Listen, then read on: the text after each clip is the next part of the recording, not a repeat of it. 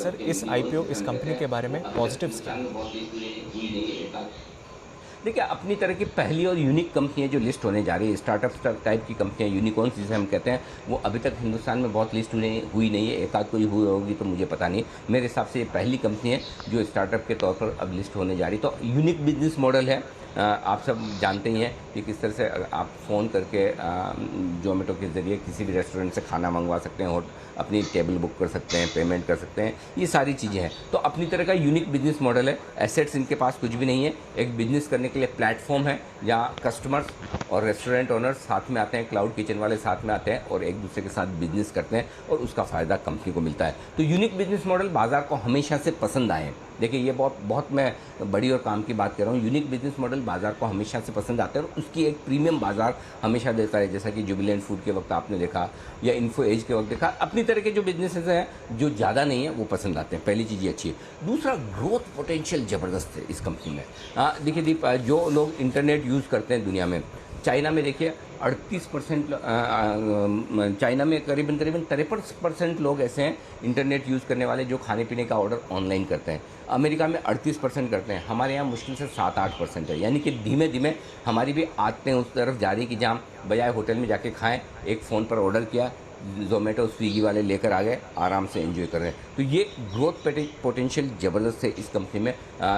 एक और बात जो इंटरेस्टिंग है वो ये है कि कैश रिच कंपनी है। ऑलरेडी कंपनी के पास लगभग 3031 करोड़ का कैश और लिक्विड इन्वेस्टमेंट्स हैं। इसके अलावा 9000 करोड़ रुपए और आईपीओ से आएंगे, यानी कि टोटल 12000 करोड़ का कैश कंपनी के पास हो जाएगा। 20% मार्केट कैप, पर शेयर 15 रुपये कैश हो जाएगा। तो अच्छा कैश है जिसका फ़ायदा कंपनी को मिलेगा एक्विजिशन के लिहाज से, अगर वो करना चाहें, कोई इनऑर्गेनिक ग्रोथ करना चाहें या फिर अपने एक्सपांशन में इस पैसे को यूज़ करने के लिए वो काम में लेंगे। तो ये सारी पॉजिटिव चीज़ें जो दीप इस कंपनी में मुझे नज़र आती है। और एक ब्रांड है, नाम है ज़ोमैटो का, वो तो आप और हम सब जानते ही हैं। बिल्कुल सर, तो ब्रांड है, इजीली आइडेंटिफाइबल है और पहली ऐसी कंपनी है जो लिस्ट होने जा रही है। तो ये तो रहे पॉजिटिव्स, बट कुछ नेगेटिव्स भी हैं सर इसके बारे में जो सामने आते हैं? कुछ नहीं, बहुत सारे हैं दीप। जितने पॉजिटिव हैं उनका मुकाबला करने के लिए नेगेटिव भी बराबर उतने ही है। सबसे ज़्यादा तो कंपटीशन वाली बात है। कंपटीशन बड़ा ज़बरदस्त है। अभी तक लोगों को लगता है स्विगी से ही कंपटीशन है, लेकिन असली कंपटीशन जो आ रहा है वो अमेज़ोन से आ रहा है। और दीप देखिए, अमेज़ोन जिस फील्ड में उतरता है वहाँ हिला देता है एकदम। तो आप देखिए, अभी उन्होंने बेंगलोर से शुरुआत की है। बेंगलुरु में उनकी शुरुआत जो है करीबन 62 पिन कोड्स ऐसे हैं जहाँ पर वो फूड डिलीवरी शुरू कर चुके हैं। अच्छा, ऑनलाइन ग्रोसरी में तो ज़ोमैटो के साथ साथ अमेज़ोन भी ऑलरेडी आ ही चुका है, वहाँ तो कंपटीशन है ही। अभी ऑलरेडी बेंगलोर में इन्होंने जस्ट शुरू किया है ट्रायल बेसिस पे। 2500 से ज़्यादा रेस्टोरेंट, क्लाउड किचन वगैरह अमेज़ोन के पास आ चुकी है। अच्छा, स्विगी से तो है ही है। तो कंपटीशन में 3 बड़े प्लेयर हो जाएंगे। 2 तो ही हैं, स्विगी और ज़ोमैटो, और अमेज़ोन आ गया तो अमेज़ोन भारी भरकम है, हाथी है। तो उससे लड़ना आसान काम नहीं। मैं ये नहीं कह रहा कि नहीं लड़ पाएंगे, लड़ेंगे। इनकी भी अपनी स्ट्रेटजी है, पुराना मॉडल है तो उसका फ़ायदा मिलेगा, लेकिन कंपटीशन बड़ा तगड़ा मिलने वाला है। दूसरा ये कि जो कंपनी के लॉसेस कम हुए हैं इस बार, पहली चीज़ तो ये, हाँ, एक और बड़ा नेगेटिव है कि अभी तक कंपनी मुनाफे में आई नहीं है, वो मैं विस्तार से आगे बात करूंगा। लेकिन जो लॉस कम हुए वो सिर्फ एक वजह से कम हुए कि इन्होंने ऐड एक्सपेंसेस अपने वो बहुत घटाए। पिछले साल 1338 करोड़ खर्च किए थे ये विज्ञापनों पे, इस साल खाली 527 करोड़ खर्च किए, तो वहीं से पैसा बचा है। लेकिन वही बात है कि इस कॉम्पिटिशन वाले ज़माने में आप कब तक ऐड एक्सपेंसेस नीचे रखेंगे। रख पाए तो अच्छी बात है, ये मैनेजमेंट बताएगा तो समझ में आएगा। तीसरी बात यह कि जो कंपटीशन है वो तो ज़बरदस्त है ही, लेकिन इसके अलावा 3 से 4 साल लग सकते हैं इसको पूरी तरह से प्रॉफिटेबल होने में, जो हमारी कैलकुलेशन है।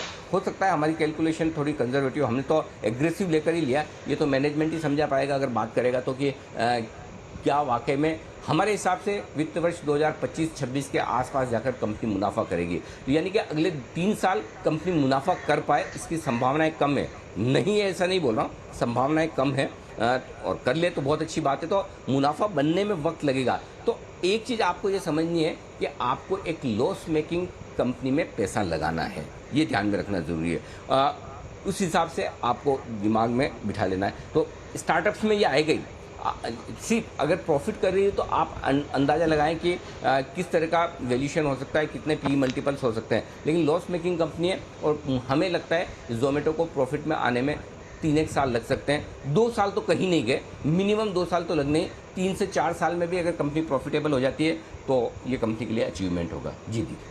ओके, तो ये एक बड़ा नेगेटिव है, लॉस मेकिंग है और कंपटीशन भी बढ़ रहा है यहाँ पर। तो सर, पॉजिटिव्स और नेगेटिव्स देखें तो आईपीओ के लिए अपनी राय दें सर, क्या करना चाहिए, पैसे लगाएं या नहीं इसमें?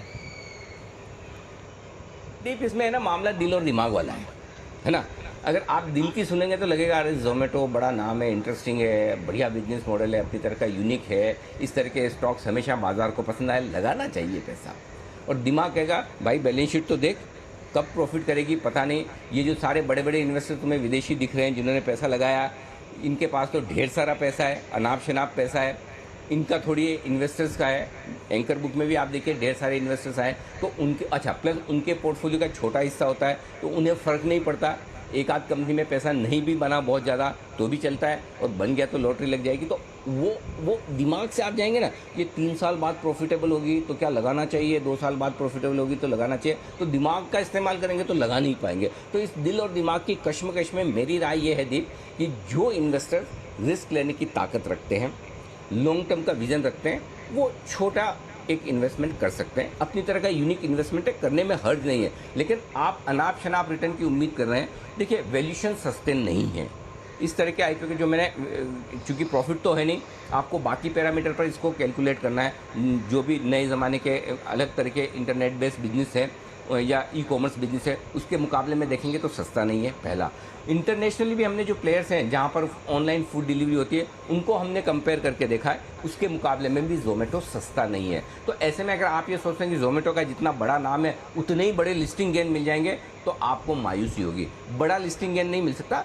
कोई ज़रूरी नहीं कि आईपीओ लिस्टिंग के बाद नीचे खुले, लिस्टिंग के आसपास खुल सकता है, हल्का फुल्का 5-10% का गेन बन जाए तो बन भी जाए। लेकिन मेरे लिए आईपीओ में कम से कम 20% 25% के लिस्टिंग गेन की विजिबिलिटी क्लियर कट होनी चाहिए, तो आईपीओ में लगाने का मजा है। तो इस आईपीओ को आप प्योरली लॉन्ग टर्म के लिहाज से देखिए। लिस्टिंग में बन गया 5-10% 15% तो आपका नसीब, नहीं तो आप लॉन्ग टर्म के लिहाज से थोड़ा सा एक लोट का एप्लीकेशन कर दीजिए रिटेल कैटेगरी में, और ठीक है, इसको रखिए एक एक्सपीरियंस के तौर पर। कोई खास 15,000 रुपये में फ़र्क नहीं पड़ता, और रिस्क लेने की ताकत, या फिर आप लिस्टिंग के बाद भी ले सकते हैं। तो लॉन्ग टर्म इन्वेस्टर्स के लिए अच्छा है। सिर्फ शॉर्ट टर्म लिस्टिंग गेन कमाने के लिहाज से आप देख रहे हैं तो वो मत देखिए, लगाइए लॉन्ग टर्म के हिसाब से। बन जाए लिस्टिंग पे तो अच्छा है, नहीं तो फिर लॉन्ग टर्म के लिए इसे रख सकते हैं, थोड़ा सा पैसा डाल सकते हैं। थोड़ा आईपीओ को अट्रैक्टिव वैल्यूएशन करना चाहिए, सस्ता देना चाहिए था, ऐसा करते तो ज़्यादा बेहतर होता।